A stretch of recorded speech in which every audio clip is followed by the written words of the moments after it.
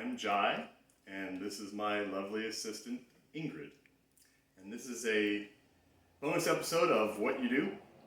We are deciding to do our coronavirus chicken soup recipe, and this is absolutely hands down the most inexpensive way to make a lot of food for yourself or other people.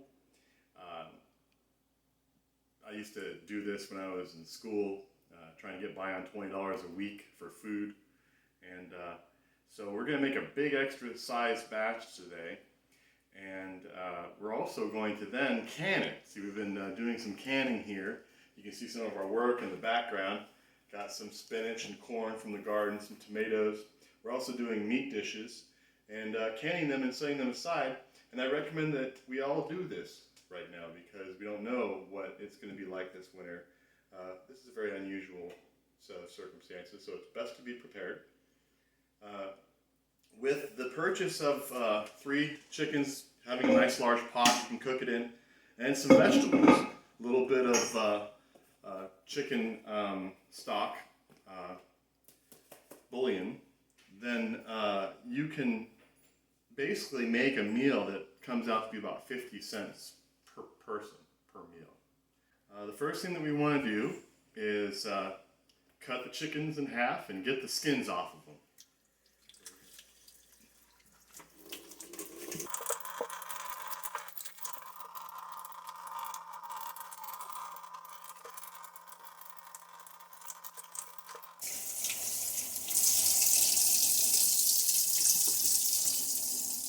So the first thing that we did was pull the chicken skins off under the sink and washed them out. The reason you pull the skins off is because there's all this chicken fat in the skins, and when you cook it, you're just going to have a 2-inch thick layer of fat floating on top you'll have to scoop off. But we're still going to scoop some of the fat off because there's still a lot of fat in this chicken. But in the meantime, all this lovely fat, we don't want to let it go to waste. So what we're going to do is take these skins and little bits of fat that we can cut off the chicken beforehand. And what you do is you just come over here to the stove and put it in a cast iron skillet, and we just put it on low and cook it down. We're going to render the chicken fat from the skins, and as a little bonus we make what's called schmaltz. And that's just chicken fat that you cook off and put in a little jar and keep in your refrigerator as a substitute for butter. It's really yummy when you're making your eggs in the morning. Okay?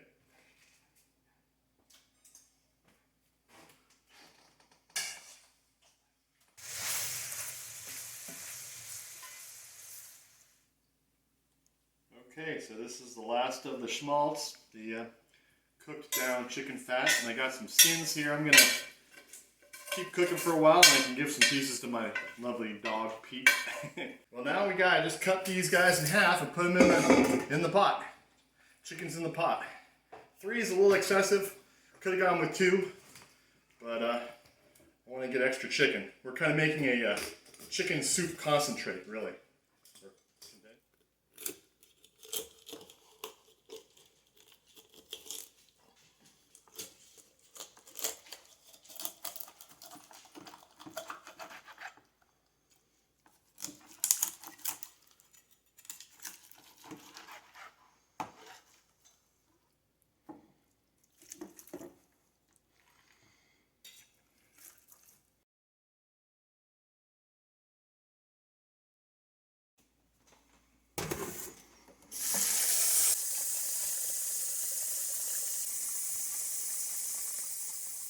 So you may have noticed when I filled up the pot with water that it was really close to the top, and yeah, I'm starting to get a little bit of overage here. So I thought this would be a good time for me to start sifting out some of the fat from the chicken in the soup. Now you're going to be doing this at some point in the process. Usually I'll do it after I pick out the meat from the bones, but now's a good time as any, and there's a good amount of fat on the top that you can see. So if you don't do this, then you're just going to have a really kind of oily soup that doesn't have a whole lot of flavor, and it's just kind of like everything's covered in oil and that's kind of all you taste.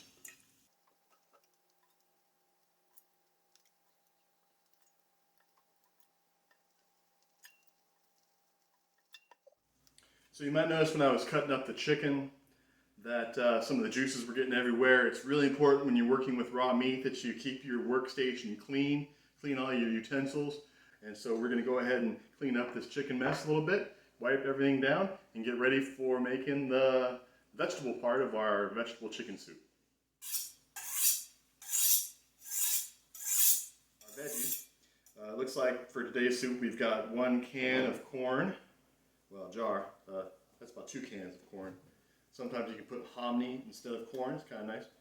I'm not sure I'm going to use all of these veggies. At least 2 bell peppers.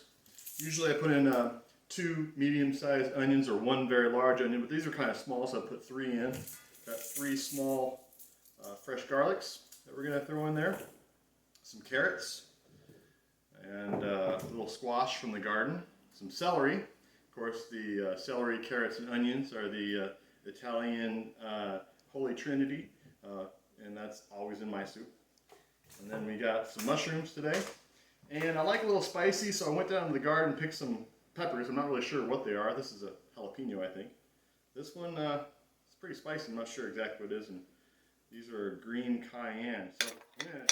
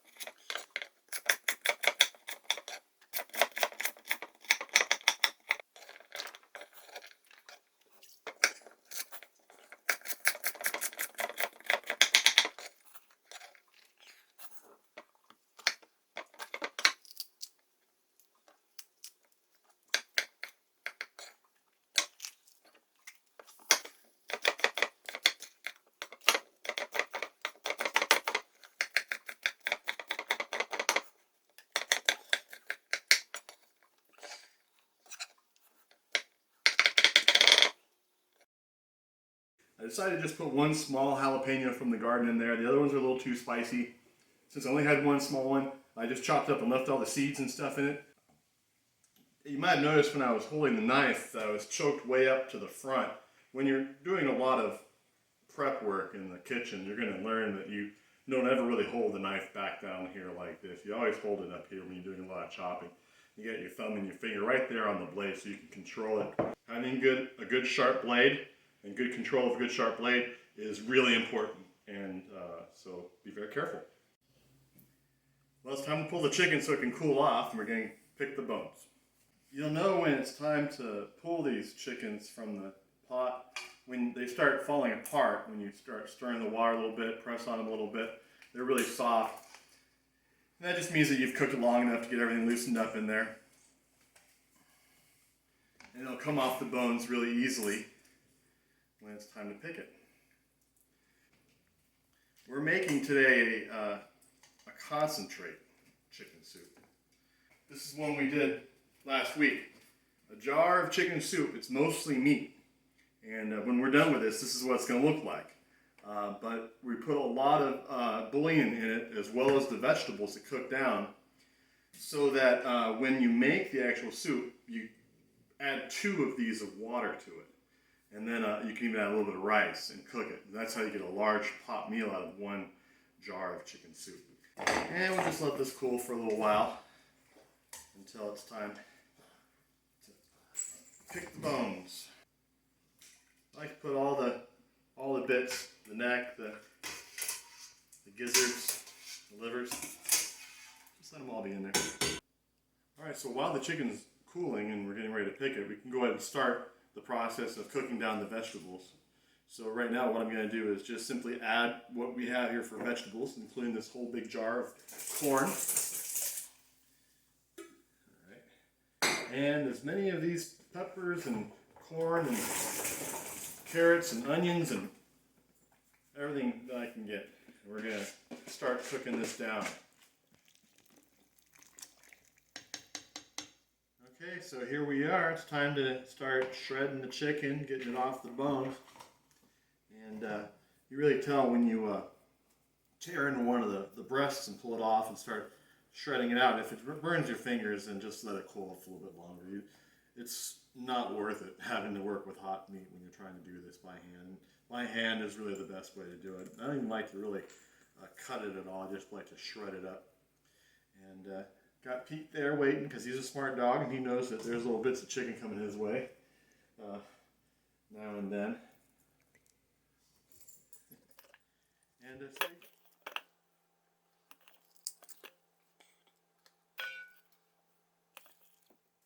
well, we've done picked the chicken, and we have all the meat here now ready for the soup.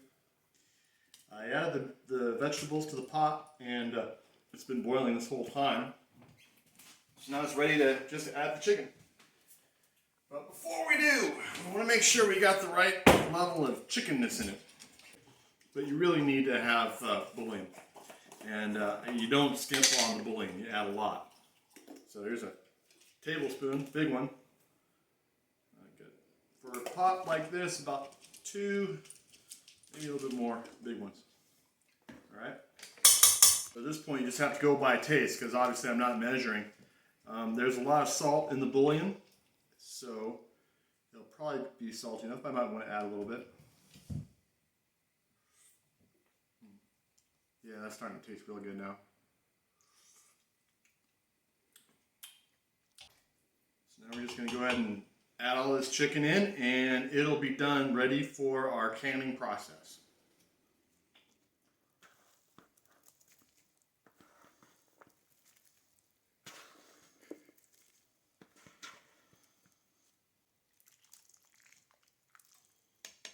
A lot of soup.